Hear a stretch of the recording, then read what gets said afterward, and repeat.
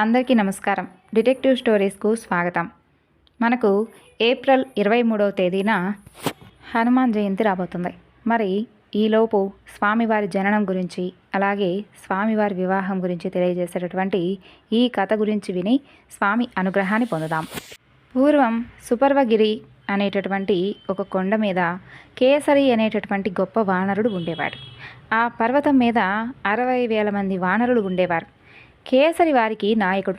ఒకప్పుడు ప్రభాన తీర్థంలో ఉండేటటువంటి మునులను శంఖము, శబలము అనేటటువంటి 2 ఏనుగులు ఓడిస్తూ ఉంటే ఈ కేసరి ఆ 2 ఏనుగులను చంపేశాడు. అందువలన అతనికి కేసరి అంటే సింహం అనేటటువంటి పేరు వచ్చింది. ఈ కేసరి మహాబలవంతుడు, భాగ్యవంతుడు కాబట్టి బ్రహ్మచర్యాన్ని అవలంబించి మహాఘోరమైనటువంటి తపస్సును చేసి అంతులేనటువంటి శక్తులను కూడా సంపాదించాడు. ఆ కాలంలోనే శంభసాధనుడు అనేటటువంటి రాక్షసుడు తపస్సు చేసి బ్రహ్మను మెప్పించి 3 లోకాలను జయించే విధంగా వరాన్ని పొంది మునులను, సిద్ధులను, దేవతలను అమితంగా హింసించడం ప్రారంభించాడు. అలా దేవతలందరూ కలిసి బ్రహ్మదేవుని దగ్గరకు వెళ్ళి శంభసాధనుడు పెట్టేటటువంటి బాధలను మేము భరించలేమని చెప్పి మొరపెట్టుకుంటారు. ఇక బ్రహ్మదేవుడు వారిని కేసరి వద్దకు వెళ్ళి అతన్ని ఆశీర్వదించి శంభసాధనుడు పెట్టేటటువంటి బాధలను చెప్పుకొని, బాబు ఆ దుర్మార్గుడి నుండి నువ్వే మమ్మల్ని కాపాడాలి అని చెప్పి అడుగుతారు. అదే సమయంలో నారదుడు శంభసాధనుడి వద్దకు వెళ్ళి శుభమస్తు అని అంటాడు. ఇక శంభసాధనుడు నారదునికి నమస్కరిస్తాడు. ఎక్కడి నుండి ఇలా వస్తున్నారు, ఏమిటి విశేషాలు అని చెప్పి అడుగుతాడు. హేమకుంఠం నుండి వస్తున్నాను, అక్కడ ఇంద్రుడు మొదలైనటువంటి దేవతలందరూ కూడా చేరి నేను చంపమని చెప్పి ఒక వానరుణ్ణి ప్రార్థిస్తూ ఉన్నారు. ఈ మాట నీతో చెప్పి వెళ్దామని చెప్పి వచ్చానంటాడు నారదుడు. ఇక ఆ మాట వినగానే శంభసాధనుడు ఆద్యం పోసినటువంటి అగ్నిలాగా మండిపడి, ఓహో పాపం కదా అని ప్రాణాలతో విడిచిపెడితే ఇదా దేవతలు చేస్తున్నటువంటి ఆలోచన, నన్ను ఒక కోతి ద్వారా ఏ విధంగా చంపిస్తారో నేను కూడా చూస్తాను. ఇంతకాలం చచ్చినట్టు పడి ఉన్న వాళ్ళు నన్నే చంపడానికి వస్తారా, నా భుజబలం ఏమిటో ఆ దేవతలందరికీ కూడా చూపిస్తానంటాడు శంభసాధనుడు. ఇక ఆ రాక్షసుడు ప్రళయ మహాకాలరుద్రులాగా చేతిలో మెరిసేటటువంటి ఒక పెద్ద కత్తిని పట్టుకొని ఆ కేసరి ఉన్నటువంటి ప్రదేశానికి అతి వేగంగా వచ్చి పడతాడు. అతని పెడబొబ్బులు విని కేసరి వద్ద ఉన్నటువంటి దేవతలకు గుండెలు అవిసిపోతాయి. వాళ్ళు కొండ గుహల్లోనూ కేసరి చాటున దాక్కునేటటువంటి ప్రయత్నాలు చేస్తారు. ఎక్కడికి పోతారు, మిమ్మల్ని అందరినీ కూడా ఒక్క దెబ్బతో చంపేస్తానంటూ ఆ శంభసాధనుడు దేవతలందరినీ కూడా తరుముతూ ఉంటే కేసరి అతనికి అడ్డుగా వెళ్ళి, ఒరే దుర్మార్గుడా, నా చేత చావడానికి ఇక్కడి దాకా వచ్చావు కదా, సరే నాతో పాటు యుద్ధం చెయ్యి అని అంటాడు. చిచి, కోతితో నేను యుద్ధం చెయ్యాలా, నేను అస్సలు యుద్ధం చేయను, నాతో యుద్ధం చేయడానికి పరమేశ్వరుడే భయపడతాడు, ఒక్క క్షణంలో నీ సంగతి ఏంటో తేల్చేస్తానంటూ ఆ శంభసాధనుడు పెద్ద కత్తిని ఎదుతాడు. అంతలో కేసరి ఒక పెద్ద రాయి ఎత్తిపట్టి ఆ రాక్షసుడి రొమ్ము అదిరే విధంగా కొడతాడు. తిరిగి రాక్షసుడు కేసరి మీద ఒక గద విసిరితే అది కేసరి రొమ్ముకు తగిలి పిండైపోతుంది. కానీ కేసరి మాత్రం చెలించలేదు. ఇక శంభసాధనకు ఒక శూలాన్ని విసిరితే కేసరి దాన్ని ఒడిసి పట్టుకొని తన మోకాలికి పెట్టి విరిచేశాడు. అప్పుడు ఆ రాక్షసుడు కేసరిని కత్తితో కొట్టడానికి ముందుకొస్తాడు. ఇక కేసరి తన తోకతో రాక్షసుని యొక్క చేతి మీద కొట్టేసరికి కత్తి జారి కింద పడుతుంది. కింద పడినటువంటి కత్తి తీసుకోవడానికి శంభసాధనుడు ఒప్పుకోక బహుయుద్ధానికి సిద్ధపడతాడు. కానీ కేసరి మాత్రం పిడికిలితో ఒక్క పోటు పొడిచేసరికి ఆ రాక్షసుడు నెత్తురు కక్కుకొని చస్తాడు. ఇక రాక్షసుడు చావడంతో దేవతల కష్టాలన్నీ కూడా తీరిపోతాయి. దేవతలందరూ కేసరితో, ఇంకా ఎంతకాలం బ్రహ్మచారిగా ఉంటావు, ఇక పెళ్లి చేసుకొని గృహస్థం అయిపోవచ్చు కదా అని చెప్పి ఆ కేసరిని హెచ్చరించి వెళ్ళిపోతారు. ఇక కేసరి కూడా తనకు అనుకూలంగా ఉండేటటువంటి కన్య కోసం చూడటం ప్రారంభిస్తాడు. బ్రహ్మదేవుడు సర్వాంగ సౌందర్యం కలిగినటువంటి అహల్య అనే కన్యను సృష్టించి గౌతముడు అనేటటువంటి మునికి భారీగా ఇస్తాడు. అలా కొంతకాలానికి వారిద్దరికీ అంజన అనేటటువంటి కూతురు పుడుతుంది. ఈ అంజన పూర్వజన్మలో ఒక విద్యాధరుడి కూతురు. ఆమె గొప్ప గాయకురాలు. అందువలన ఆమెకు సుకంఠి అనేటటువంటి పేరు కూడా వచ్చింది. అయితే ఆమె ఒకసారి తన చెలికత్తెలతో హిమాలయాలకు వెళ్ళి అక్కడ ఒక సరోవరంలో జలకాలాడి ఒక చెట్టు కింద ఉండగా అగ్నిహేత్రుడు అక్కడ కనిపిస్తాడు. అతన్ని చూసి సుకంఠి నవ్వుతుంది. అగ్నికి బాగా కోపం వచ్చి వచ్చే జన్మలో నువ్వు వానరుడివి కమ్మని చెప్పి శపిస్తాడు. తరువాత కుంజరుడు అనేటటువంటి వానరుడు సంతానం కావాలని చెప్పి శివుడి గురించి తపస్సు చేస్తాడు. పరమేశ్వరుడు కుంజరుడికి ప్రత్యక్షమై, నాయనా, నీకు కొడుకులు పుట్టేటటువంటి యోగం లేదు, కానీ నీకొక కూతురు దొరుకుతుంది. ఆ చక్కని పిల్లకు నా అంశాన లోకోతరుడైనటువంటి కొడుకు పుట్టి నీ వంశాన్ని ఉద్ధరిస్తాడు అని చెబుతాడు పరమేశ్వరుడు. ఇక ఆ తరువాత కుంజరుడు తనకు కూతురు ఎప్పుడు దొరుకుతుందా అని చెప్పి ఎదురు చూస్తూ ఉంటాడు. అలా ఒకనాడు గౌతముడు అంజనను అతని వద్దకు తెచ్చి పెంచుకోమని చెప్పి ఆ పాపనిచ్చి వెళ్ళిపోతాడు. ఇక పరమేశ్వరుడు ఒక వరం వల్ల ఈ విధంగా ఫలించిందని చెప్పి కుంజరుడు కూడా ఎంతో సంతోషిస్తాడు. కుంజరుడు సంతోషానికి అంతే లేకుండా పోతుంది. అలా అంజన త్వరలోనే తన అసలు తల్లిదండ్రులను మర్చిపోయి కుంజరుణ్ణి తన తండ్రిగాను, అతని భార్య అయినటువంటి విద్యావళిని తల్లిగాను చూడసాగింది. అలా క్రమంగా ఆమెకు యుక్త వయసు వస్తుంది. కుంజరుడు ఆమెకు వివాహం చేసేటటువంటి ఆలోచనను ప్రారంభిస్తాడు. ఈలోప కేసరి అంజన యొక్క అందం గురించి, పాటల గురించి విని ఆమెను చూడటానికై బయలుదేరి వచ్చి ఆమె వనవిహారం చేస్తూ ఉండగా చూస్తాడు. ఆమె చూస్తానికి బంగారు శరీరం, ఆమె అందాన్ని చూసి కేసరికి అమితమైనటువంటి ఆశ్చర్యం కలుగుతుంది. ఆమె తనను వరించడం కన్నా ఇంకేదీ కూడా జీవితంలో అవసరమే లేదని చెప్పి కేసరికి అనిపిస్తుంది. అంజనకు కూడా కేసరి పైన మోహం పుట్టుకొస్తుంది. కానీ ఆమె ఆ విషయాన్ని తన చెలికెత్తలకు తెలియకుండా వనవిహారాన్ని కట్టిపెట్టి ఇంటికి వచ్చేస్తుంది.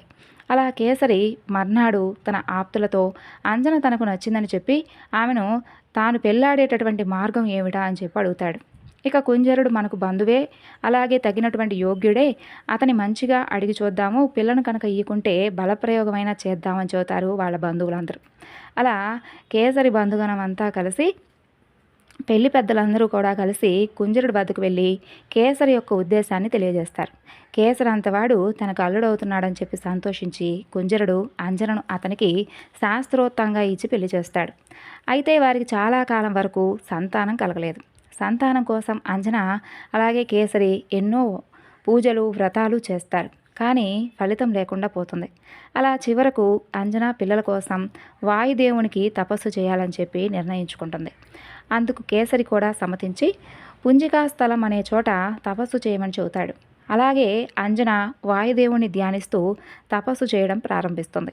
చివరకు వాయుదేవుడు కరుణించి తను చాలా కాలంగా మోస్తున్నటువంటి పరమేశ్వరుని యొక్క తేజస్సును ఒక పండు రూపంలో తెచ్చి అంజన ముందు పెట్టి వాయుదేవుడు అక్కడి నుండి వెళ్ళిపోతాడు. అంజన ఆ పండు తిని గర్భవతి అవుతుంది.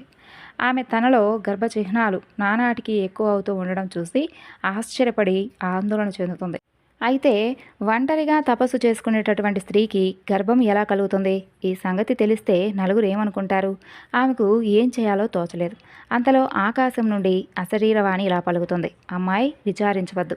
ఒకప్పుడు పరమేశ్వరుడు వానర రూపంలో ఉండి తన తేజస్సును వాయుదేవుడికి ఇచ్చాడు. వాయుదేవుడు దాన్ని నీకు పండు రూపంలో ఇచ్చాడు. దాన్ని నువ్వు తినడం చేత సాక్షాత్తు ఆ పరమేశ్వరుడే నీ గర్భంలో పెరుగుతుంటాడు. కాబట్టి నీకు గర్భం కలగడానికి వాయువు సహాయపడ్డాడు. కాబట్టి ఆ కుర్రవాడు వాయునుతుడుగా ప్రఖ్యాతి పొందుతాడు. 3 లోకాలలోనూ అంతులేని కీర్తి సంపాదిస్తాడు అంటూ అశరీరవాణి ఇలా చెప్పిన తర్వాత వాయుదేవుడు అంజన ఎదుట ప్రత్యక్షమై, అశరీరవాణి చెప్పిందంతా కూడా యథార్థం, విచారించవద్దు. నువ్వు వెళ్ళి నీ భర్తతో ఇలా జరిగిందని చెప్పు అంటూ అదృశ్యమవుతాడు. అంజన కేసరి వద్దకు తిరిగి వచ్చి అతనితో జరిగిందంతా చెబుతుంది. ఇక కేసరి కూడా సంతోషిస్తాడు. అలా 1 సంవత్సరం గడిచిన తరువాత అంజన ఒక పిల్లవాణి కంటుంది. వెంటనే దేవదుందుబలు బ్రోగుతాయి. పుష్పవర్షం కురుస్తుంది. ఆ కుర్రవాణ్ణి చూసి అపరిమితమైనటువంటి ఆనందం పొంది పండగ చేసుకుంటారు. పిల్లవాడికి ఆకలి తీరడానికై పళ్ళు తీసుకొని వద్దామని చెప్పి అంజన తన బిడ్డను తమ యొక్క పర్ణశాలలో చిగురుటాకుల మీద పక్క మీద పడుకోబెట్టి అడవికి వెళుతుంది. అయితే ఆ పిల్లవాడు బాగా ఆకలి మీద ఉండి తల్లి వెనుకగా పర్ణశాల బయటకు వచ్చి అప్పుడే తూర్పు కొండ మీద నుండి ఎర్రగా పైకి వస్తున్నటువంటి ఆ సూర్యబింబం కనిపిస్తుంది ఆ పిల్లవాడికి. దాన్ని చూసినటువంటి ఆ కుర్రవాడు అదేదో పండని చెప్పి భావించి తెలియనితనం వలన దాన్ని పట్టుకునేటటువంటి ఉద్దేశంలో ఒక్కసారిగా రివ్వున ఆకాశానికి ఎగురుతాడు. అలా సూర్యుడికేసి ఎగిరిపోతున్నటువంటి ఆ కుర్రవాడిని చూసి యక్షులు, రాక్షసులు, నాగులందరూ కూడా నివ్వెరపోయి అయ్యయ్యో ఏదో ప్రళయం ముంచుకొస్తుంది అంటూ ఇదేదో అపూర్వమైనటువంటి కొత్త అవతారంగా ఉందని చెప్పి వాళ్ళందరూ కూడా భావిస్తారు. అలా తన అనుచరులతో ఆ కుర్రవాణ్ణి చూసి భయపడుతూ ఉంటే వారితో ఇతను ఈశ్వర తేజస్సుతో లోక లోకాలను రక్షించడానికి పుట్టినటువంటి ఆంజనేయుడు గొప్ప బాలశౌర్యాలు కలవాడు. అయితే కుర్రతనం చేత నన్ను చూసి పండని చెప్పి భ్రమపడి తినడానికి వస్తున్నాళ్లే, భయపడకండి అని చెప్పి సూర్యుడు చెబుతాడు. అలా తనను చూసి పండు అని చెప్పి భ్రమపడి ఎగిరి వచ్చేటటువంటి ఆ ఆంజనేయుని చూసి సూర్యుడు ముచ్చటపడి తన వేడిని కాస్త తగ్గించుకుంటాడు. అంతలో ఆంజనేయ స్వామివారు వచ్చి సూర్యుని పట్టుకొని నోట్లో పెట్టుకొని వేడిగా అనిపించి మరలా బయటకు తెచ్చి చేత్తో కొట్టి తిట్టి గొడవ పడసాగుతాడు. ఆ రోజు అమావాస్య, రాహు సూర్యుని పట్టుకునేటటువంటి రోజు. అందుచేత సూర్యుని మింగడానికి రాహు ఆ సమయంలో అక్కడికి వస్తాడు. రాహువును చూసి ఆంజనేయుడు పెద్దగా పెడబొబ్బు పెడతాడు. అది విని రాహు భయకంపితుడై అతి వేగంగా పారిపోయి స్వర్గాన్ని చేరి ఇంద్రుడి కొలువుకు వెళతాడు. ఇంద్రసభలో విద్యాధరుడు ఇంద్రుడికి స్తోత్ర పాఠాలు చదువుతూ ఉంటారు. తుంబర నారదులు వీణలు వాయిస్తూ ఉంటారు. అప్సరసలు నాట్యం చేస్తూ ఉంటారు. చక్కగా ఇంద్రుడు చింతామణి పీఠం మీద వైభవంగా కూర్చొని ఉంటాడు. ఇక రాహు ఇంద్రుని దగ్గరకు చేరి, నీకేమో నాయనా, నువ్వు హాయిగా ఆటపాటలతో కాలం గడుపుతూ ఉన్నావు, ఇక ఉన్నటువంటి పదవి కూడా నేను పోగొట్టుకున్నాను అంటాడు రాహు. అదేమిటి అలా అంటున్నావంటూ ఇంద్రుడు అడుగుతాడు. ఇవాళ పర్వదినం కదా, సూర్యుని పట్టుకుందామని చెప్పి నేను వెళ్ళేసరికి నాకు శత్రువుగా మరొక రాహువు సూర్యుని పట్టేశాడు. సూర్యుడిని చంద్రుని పట్టడానికి ఇంకో రాహు ఉంటే ఇంక నేనెందుకు లేని అంటాడు రాహు. ఇంద్రుడు ఆ మాటలు విని నివ్వెరపోయి, ఏమిటి, ఇంకెవడో సూర్యుడిని పట్టుకుంటున్నాడా, ఏది నా వెంటరా చూద్దామంటూ ఐరావతాన్ని ఎక్కి చేతిలో వజ్రాయుధాన్ని పట్టుకొని వేగంగా బయలుదేరుతాడు. ఇక నాకేంలే, ఇంద్రుడు కూడా నాకు అండగా ఉన్నాడు కదా అనేటటువంటి ధైర్యంతో రాహు ఆంజనేయుడి మీదకు వెళ్తాడు. ఆంజనేయుడు రాహుని ఎగాదిగా చూసి పండనుకొని పట్టుకోబోతాడు. ఆంజనేయుడు ఆర్భాటం చేసి ఉగ్ర నారసింహమూర్తిలాగా మీదకి రావడం చూసి రాహు కంగారుగా ఇంద్రుడి దగ్గరకు పరిగెత్తుకుంటూ పోయి, ఈ అబ్బాయి నన్ను చంపేస్తున్నాడు, రక్షించు ప్రభు అంటూ కేకలు పెడతాడు. భయపడవద్దు అంటూ ఇంద్రుడు తన ఏనుగును ముందుకు తోలుతాడు. అలా ఆ ఐరావతాన్ని చూసి ఆంజనేయుడు, ఈ పండు కూడా బాగుందే, దీన్ని కూడా తిని ఆకలి తీర్చుకుంటాననుకొని మీదకు వచ్చేసరికి ఆ ఐరావతం కూడా బెదురుతుంది. ఆ విధంగా ఇంద్రుడికి కూడా కోపం వచ్చి ఆంజనేయుని పైన వజ్రాయుధాన్ని విసురుతాడు. ఆ దెబ్బకు ఆంజనేయుడి దవడ విరిగిపోతుంది. అతను ఉదయాద్రి మీద పడిపోయి కదలకుండా ఉండిపోతాడు. అది చూసి వాయుదేవుడికి దుఃఖం ముంచుకొస్తుంది. అతనికి కూడా కోపం వచ్చి సంచరించడం మానేస్తాడు. ఆ లోపల అంజన పర్ణశాలకు తిరిగి వచ్చి చూసేసరికి పక్క మీద పడుకోబెట్టినటువంటి బిడ్డ కనిపించడు. ఆమె తన బిడ్డ కోసం రకరకాలుగా ఏడవడం మొదలు పెడుతుంది. అలా కేసరి ఆమెను ఊరడిస్తూ, ఏడవద్దు, నీ కొడుకు ఉదయించేటటువంటి సూర్యుని చూసి పండని చెప్పి భ్రమపడి పట్టుకోబోయాడు. ఈ సంగతి రాహువుకు తెలిసి అతను రాహువు ఇంద్రుడికి చెప్పేసరికి ఇంద్రుడు వచ్చి దవడ కరిగేటట్టుగా కొట్టాడు. నీ కొడుకు స్పృహ తప్పి తూర్పు కొండ మీద పడి ఉన్నాడు. వాయుదేవుడు ఇంద్రుడిపైన అలిగి సంచారం మానేశాడు. నీ కొడుకు సమస్త శుభాలు కలుగజేసేలా ఉంటాడు, కాబట్టి నువ్వేమీ దిగులు చెందవలసినటువంటి అవసరం లేదని చెప్పి కేసరి అంజనను ఊరడిస్తాడు. ఆ మాటలతో అంజన ఊరడిల్లుతుంది. వాయుదేవుడు అలిగి స్తంభించిపోయేసరికి దేవతలందరూ కూడా కంగారుపడి బ్రహ్మ వద్దకు వెళ్ళి ఇంద్రుడు ఆంజనేయుని యొక్క దవడ పగలగొట్టినటువంటి సంగతి అంతా కూడా, అలాగే వాయుదేవుడు అలిగినటువంటి సంగతి గురించి కూడా మొత్తం ఈ విధంగా జరిగింది, ప్రభువు కాపాడండి అని చెప్పి బ్రహ్మదేవుని వేడుకుంటారు. ఇక బ్రహ్మదేవుడు హంసవాహం మీద వాయుదేవుడు ఉన్నటువంటి ప్రదేశానికి వెళ్ళి, నాయనా, సమస్త ప్రాణులకు ప్రాణం ఇచ్చేవాడివి, అంతటా ఉండేవాడివి, నువ్వు అలగడం ధర్మమేనా అని అంటాడు. అప్పుడు వాయుదేవుడు వెళ్ళి మూర్ఛపోయి ఉన్నటువంటి ఆంజనేయుడిని తన చేతులతో ఎత్తి తీసుకొని వచ్చి బ్రహ్మ కాళ్ళ వద్ద పెట్టి నమస్కారం చేస్తాడు. బ్రహ్మ ఆ కుర్రవాణ్ణి తన చేతితో తాకేసరికి అతనిలో తిరిగి చైతన్యం వస్తుంది. అది చూసినటువంటి వాయుదేవుడు సంతోషించి లోక సంచారం చేయడానికి బయలుదేరిపోతాడు. ఇక బ్రహ్మదేవుడు అలాగే దేవతలతో సహా ఈ కుర్రవాడు, బ్రహ్మదేవుడు చెబుతాడు, ఈ కుర్రవాడు లోకాలన్నింటినీ కూడా సంతోషపెట్టగలవాడు, ఇతనికి వరాలను ఇద్దాము, ఇతను సాక్షాత్తు కూడా పరమేశ్వరుని అవతారం అని చెబుతాడు. అప్పుడు ఆంజనేయుడికి భూదేవి వేద శాస్త్రాలు వచ్చే విధంగా శక్తినిస్తుంది. భయం లేకుండా వరుణుడు శక్తినిస్తాడు. మృత్యు భయం, ముసలితనం లేకుండా యముడు వరమిస్తాడు. కుబేరుడు యుద్ధాలలో విజయం ఇస్తాడు. విశ్వకర్మ కవచ కుండలాలు ఇస్తాడు.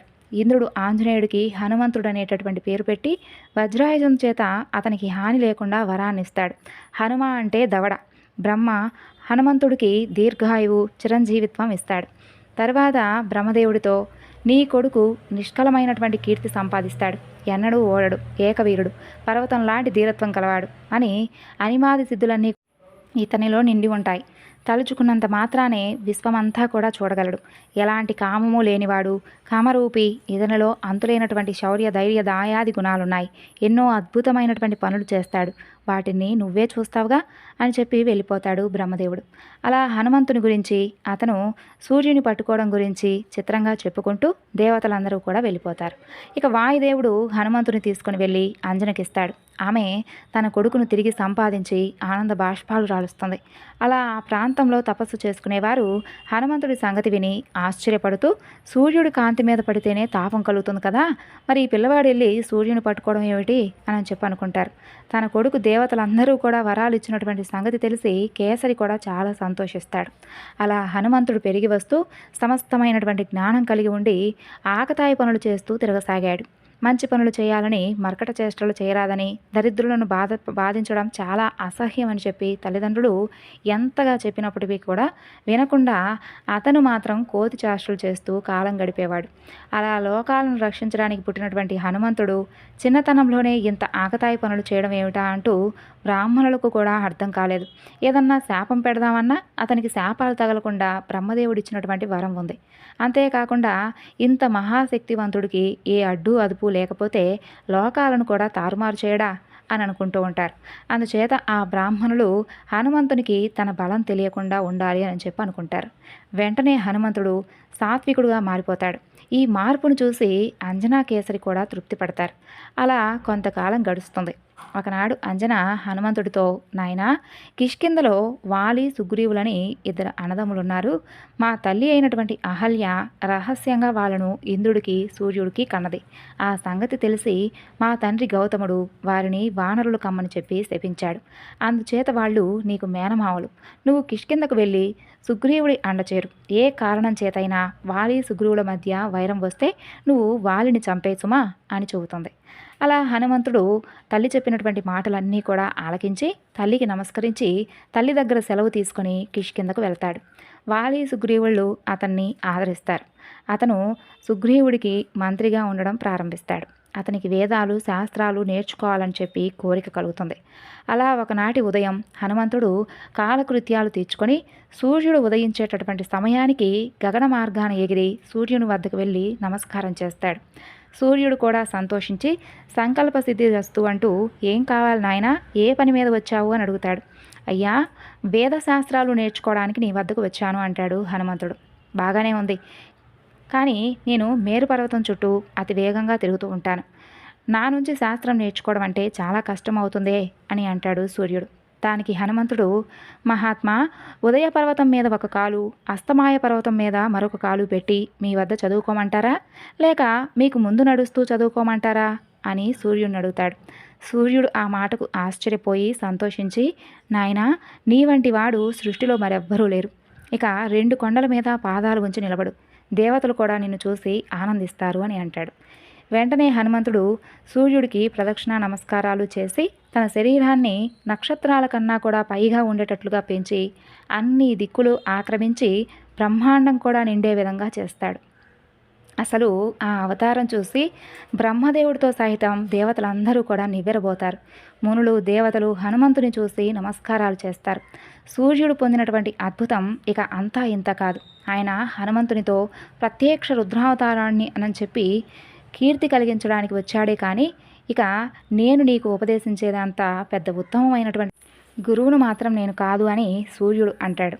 అప్పుడు హనుమంతుడు వినయంగా, మహాత్మా, మీరిలా అనవచ్చా, వేదాలకు మూలమైనటువంటి వాడివి నీవు, నన్ను శిష్యుడిగా చేసుకొని దయతో వేదత్రయం బోధించు అంటూ తన మామూలు రూపాన్ని ధరించి సూర్యుడికి ప్రధానిగా ఎదురుగా నిలబడతాడు. సూర్యుడు గడియకు 9,70,000 యోజనాల వేగంలో నడుస్తాడు.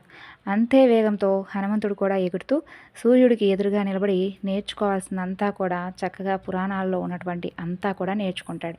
అలా చదువు పూర్తి కాగానే హనుమంతుడు సూర్యుడికి నమస్కారం చేసి సెలవు పుచ్చుకొని కిష్కిందకు వెళ్ళి ఆ సంగతులన్నీ కూడా చెబుతాడు. అలా సుగ్రీవుడు హనుమంతుడి పట్ల ప్రేమ కలిగి అతన్ని తన వద్దనే ఉంచుకుంటాడు. అలా వాలి సుగ్రీవులు చాలా అన్యోన్యంగా ఉండేవారు. వారిని పెంచినటువంటి తండ్రి వృక్షవిరజుడు.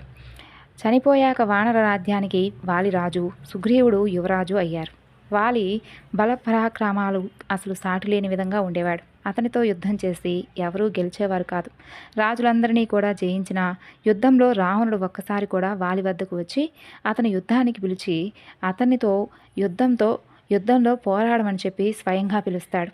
రావణాసురుడు యుద్ధం చేసి అతన్ని చావ చితగ్గొడతాడు. తర్వాత రావణుడు వాళ్ళతో స్నేహంగా ఉంటూ వచ్చాడు. అయితే ఆ తరువాత వారిని యుద్ధానికి పిలిచినవాడు దుందుబి అనేటటువంటి రాక్షసుడు. వాడు మదించి హిమవంతుడిని యుద్ధానికి పిలుస్తాడు. హిమవంతుడు, బాబు, నాకు నీతో యుద్ధం చేసేటటువంటి శక్తి లేదు. నీతో యుద్ధం చేయగలిగిన వాడు ఒక వాలి ఒక్కడే.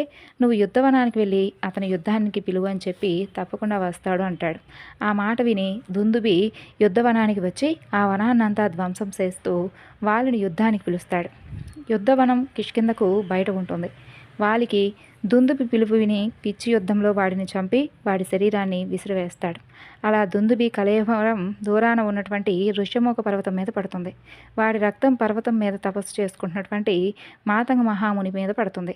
ఆ ముని కోపించి వాలి ఋష్యమూకం మీదకు వస్తే అతని తల పగిలిపోతుందని చెప్పి శాపం పెడతాడు. తరువాత వాలికి దుందుబి కొడుకైనటువంటి మాయావతితో వైరం వస్తుంది. దుందుబిని వాలి చంపి ఉండడం వలన ఒక స్త్రీ విషయంలో కూడా వాలికి మాయావికి వైరం ఏర్పడుతుంది. అలా ఒకనాటి అర్ధరాత్రి మాయావి కిష్కింద నగర ద్వారం వద్దకు వచ్చి పెడబొబ్బులు పెడుతూ వారిని యుద్ధానికి పిలుస్తాడు. నిద్రపోతున్నటువంటి వాళ్ళు లేచి శత్రువు దర్పం సహించలేక వాడితో యుద్ధానికి బయలుదేరుతాడు. అలా అయితే సుగ్రీవుడు వాలి భార్య అయినటువంటి తార వద్దని చెప్పి వారించబోతారు. కానీ వాలి మాత్రం వినిపించుకోడు. వాలిని ఆపలేక సుగ్రీవుడు కూడా అతని వెంట బయలుదేరుతాడు. అన్నా తమ్ముడు ఇద్దరూ కలిసి వస్తూ ఉండడం చూసి మాయావి భయపడి పారిపోతారు. వాలి సుగ్రీవులు అతని తరుముకుంటూ వెళతారు. మాయావి వారిని చాలా దూరం తీసుకొని వెళ్ళి ముళ్ళకంపలు కప్పి ఉన్నటువంటి ఒక కొండ బిలంలోకి ప్రవేశిస్తాడు. నేను ఆ మాయావిని హతమార్చి వచ్చిందాకా నువ్వు ఇక్కడే ఉండని చెప్పి సుగ్రీవుడితో చెప్పి వాలి కూడా బిలంలోకి ప్రవేశిస్తాడు. అయితే వాలి ఎంతకీ తిరిగి రాకపోయేసరికి అతను చనిపోయాడో ఏమోనని చెప్పి సుగ్రీవుడికి భయం వేస్తుంది. అంతలో బిలంలో నుండి నురుగుతో కూడినటువంటి రక్తం బయటకు వస్తుంది. బిలంలో నుండి వచ్చేటటువంటి ధ్వనులు రాక్షసుడివిగా అతనికి అనిపిస్తాయి. ఇక సుగ్రీవుడు తన అన్న కోసం దుఃఖించి ఆ యొక్క బిల్లానికి కొండరాయి అడ్డం పెట్టి అన్నకు జలతర్పణాలు విడిచి కిష్కిందకు తిరిగి వస్తాడు. వానరులు అతన్ని రాజుగా అభిషేకిస్తారు.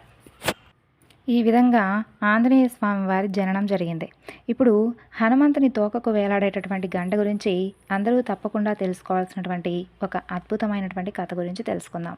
రామభక్తుడు, భయ నివారకుడు, ప్రదాయకుడు అయినటువంటి హనుమంతుని విగ్రహం లేనటువంటి ఊరు ఈ భారతదేశంలో ఎక్కడ ఉండదు.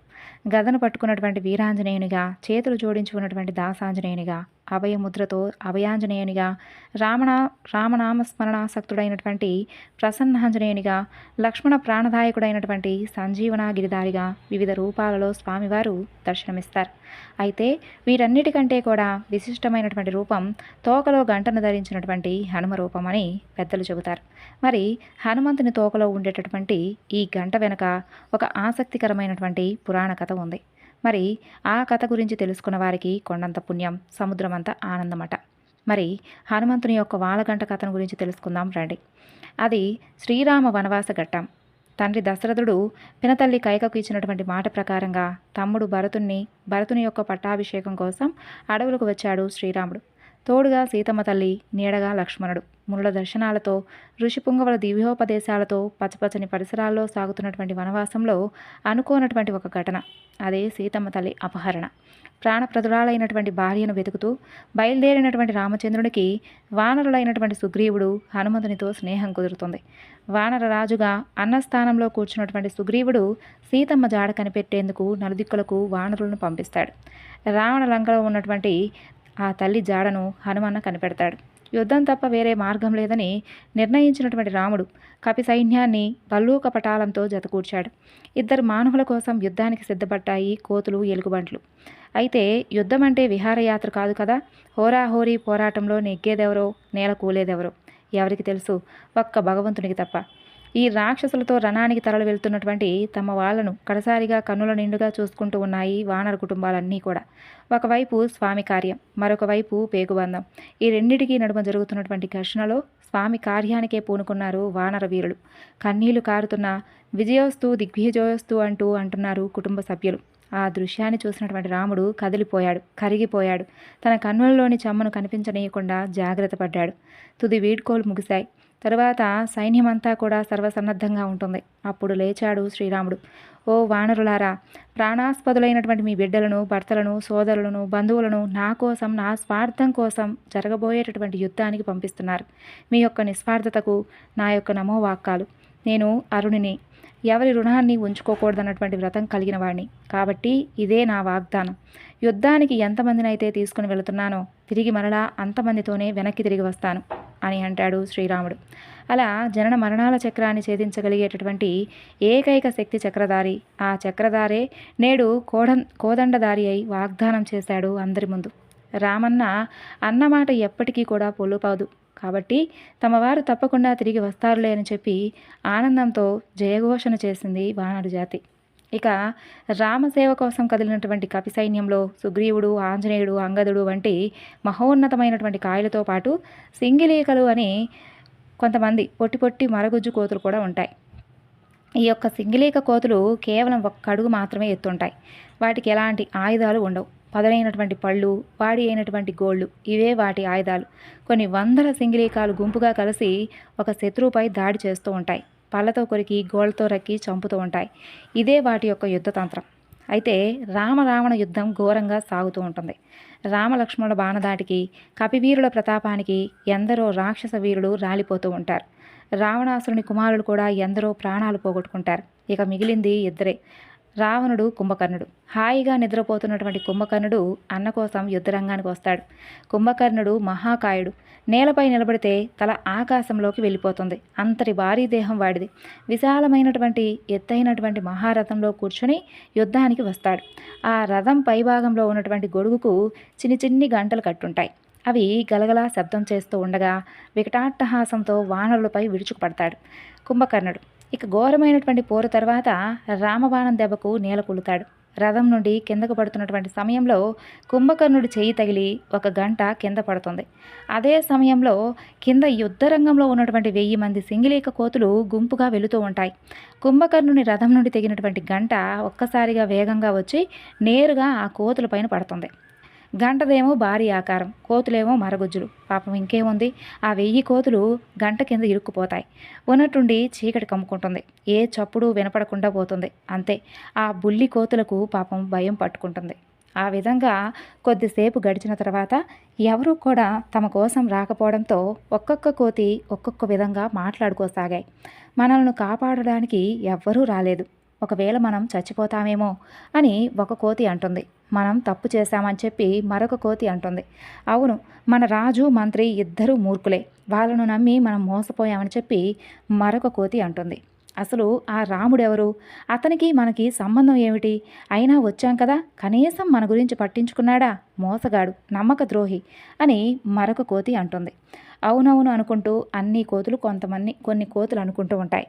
అయితే వాటిలో ఒక ముసలి కోతి ముందుకొచ్చి, ఎందుకు అనవసరంగా ఆడిపోసుకుంటున్నారు, దానివలన ఎలాంటి ప్రయోజనం లేదు, సహనంతో ఉందాం, రామనామ స్మరణ చేద్దాం అని అంటుంది.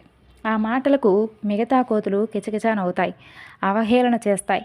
అయినా సరే ఆ పెద్ద కోతి కళ్ళు మూసుకొని రామతారక మంత్రాన్ని జపించడం మొదలు పెడుతుంది. ఇంకొంతసేపు గడిచాక తిట్టి అలసిపోయినటువంటి కొన్ని కోతులు ఆ పెద్ద కోతితో చేరి రామనామాన్ని చేయడం ప్రారంభిస్తాయి. ఆ విధంగా కొద్ది కాలంలోనే అన్ని కోతులు కలిసి రామనామ సంకీర్తనలో మునిగిపోతాయి. ఆలోపు ఈ గంట బయట ఏం జరుగుతుందో చూద్దాం. రాముడు రావణుని సంహరిస్తాడు. సీతమ్మ తల్లిని చేపడతాడు. విభీషణుడికి పట్టాభిషేకం చేస్తాడు. ఇక అయోధ్యకు బయలుదేరాలి. అప్పుడు సుగ్రీవుని పిలిచి తన వాగ్దానాన్ని గుర్తు చేశాడు. కపి సైన్యాన్ని లెక్కించి రమ్మని చెబుతాడు. లెక్కలు వేసినటువంటి సుగ్రీవుడు రాముడి దగ్గరకు వచ్చి 1000 కోతులు తక్కువగా ఉన్నాయి అని చెబుతాడు. మళ్ళీ లెక్క వేయమని చెబుతాడు శ్రీరాముడు. మరలా 1000 తక్కువగా ఉందని చెబుతాడు సుగ్రీవుడు. అప్పుడు సాక్షాత్తు రామచంద్రుడే బయలుదేరుతాడు. ముందు హనుమ దాడి చేస్తూ ఉండగా యుద్ధరంగంలోకి వస్తాడు రాముడు. ఎటు చూసినా కూడా రాక్షసుల శవాలు, విరిగినటువంటి రథాలు, కత్తులు, పగిలినటువంటి రాళ్ళు. ఇక వాటన్నిటి మధ్య ఎక్కడైనా వానరులు పడి ఉన్నారేమోనని చెప్పి స్వయంగా వెతుకుతూ ఉంటాడు శ్రీరాముడు. అంతలో స్వామివారి దృష్టి ఒక గంట పైన పడుతుంది. హనుమా అని పిలుస్తాడు. పవనసుతునికి తన స్వామి ఆంతరంగం ఇట్టే అర్థమైపోతుంది. వెంటనే తోకను పెంచి గంటను పైకి లేపుతాడు. అక్కడ ఆ గంట కింద పెదవులపై రామనామం తాండవిస్తూ ఉండగా మూసినటువంటి కళ్ళతో పాపం రామభక్తితో వికసించినటువంటి మనసులతో కూర్చొని ఉన్నటువంటి ఆ కోతులు కనిపిస్తాయి. సుగ్రీవుడు చకచకా లెక్క వేస్తాడు. 1000 సింగిలీక కోతులు లెక్క సరిపోతుంది. చుట్టూ ఉన్న వానర సైన్యం ఒక్కపెట్టున జయ జయ రామ జయ జయ రఘురామ అంటూ జయఘోషణ చేస్తారు. అప్పటి వరకు చీమ చిటుక్కుమన్న శబ్దం కూడా విననటువంటి ఆ మరగుజ్జు కోతులు అపార పారవార గణఘోర తరంగ ఘోషలా వినపడినటువంటి ఆ యొక్క జయ జయ ధ్వానాలకు ఉలిక్కిపడతాయి. చటుక్కున కళ్ళు తెరుస్తాయి. చీకటికి అలవాటు పడిపోయినటువంటి కళ్ళతో దగదగా మెరుస్తున్నటువంటి సూర్యకాంతిని చూడలేక కళ్ళకు చేతులను అడ్డుపెట్టుకొని నెమ్మదిగా చూడసాగాయి. అదిగో ఎదురుగా ఆజానుబాహుడు, అరవింద దళయాతాక్షుడు, నిశాచర వినాశకరుడు, భక్తకోటికి సీతకరుడైనటువంటి శ్రీరామచంద్రుడు వారు నిలబడి ఉంటారు. అంతే, సింగలీక కోతులకు దిగ్భ్రమ కలిగింది. దిక్కు తోచలేదు. ఏం చేయాలన్నా ఆలోచన రాలేదు. వానర సైన్యం మరొక్క మారు జయఘోషం చేస్తుంది. జై శ్రీరామ జై శ్రీరామ. అప్పుడు తెలిసింది ఏం చేయాలో. వెంటనే రామ పాదార విందాలపై పడతాయి ఆ బుల్లికోతులన్నీ కలిసి. రాముడు మోసగాడన్నటువంటి ఈ కోతిని, హనుమంతుడు బుద్ధిహీనుడు అన్నటువంటి ఆ కోతిని తాకాయి రామస్వామి మృదుహస్తాలు. ఎవరి వీక్షణం భవసాగరాన్ని తారణం చేయిస్తుందో అటువంటి రామవీక్షణం తారక మంత్రమే త్రోవ అన్నటువంటి ఆ పండుకోతిపై ప్రసరిస్తాయి. ఆ విధంగా సింగిరేక కోతుల జన్మలన్నీ కూడా ధన్యమవుతాయి. ఇప్పుడు రాముడి దృష్టి హనుమ వైపుకు మలుతుంది. సుందరే సుందరం కపి ముద్దైన అని కోతి తోకకు ముచ్చటైనటువంటి గంట మురిపంగా చూశాడు శ్రీరామచంద్రుడు. ముగ్ధమోహనుడైనటువంటి ఆ రాముడు చూసి హనుమ, రాముడు మాట తప్పడనడానికి ఉదాహరణగా నిలిచేటటువంటి ఈ సింగిలీక కోతల కథకు గుర్తుగా తోకతో గంటన కలిగినటువంటి నీ రూపాన్ని ఎవరైతే చేతులారా అర్చిస్తారో, మనసారా ప్రార్థిస్తారో వారికి నా అనుగ్రహం రెండింతలుగా లభిస్తుందని చెప్పి స్వామివారు వరమిస్తాడు. అలా వాలంలో గంటను కలిగినటువంటి వానర శ్రేష్ఠుని దర్శించేటప్పుడు, అలాగే పూజించేటప్పుడు ఈ యొక్క సింగిలీక కథను గుర్తు చేసుకుంటే స్వామి అనుగ్రహాన్ని పొందవచ్చు. ఇదన్నమాట స్వామివారి తోకకుండేటటువంటి ఆ గంట వెనకాల ఉన్నటువంటి కథ. ఈ వివరణను ఇంతటితో ముగిస్తున్నాను. స్వామి యొక్క అనుగ్రహం మనందరిపై కూడా ఎప్పుడు ఉండాలని మనస్ఫూర్తిగా కోరుకుంటూ మరొక చక్కని వీడియోలో మరలా కలుసుకుందాం. అంతవరకు నమస్కారం. జై హనుమాన్.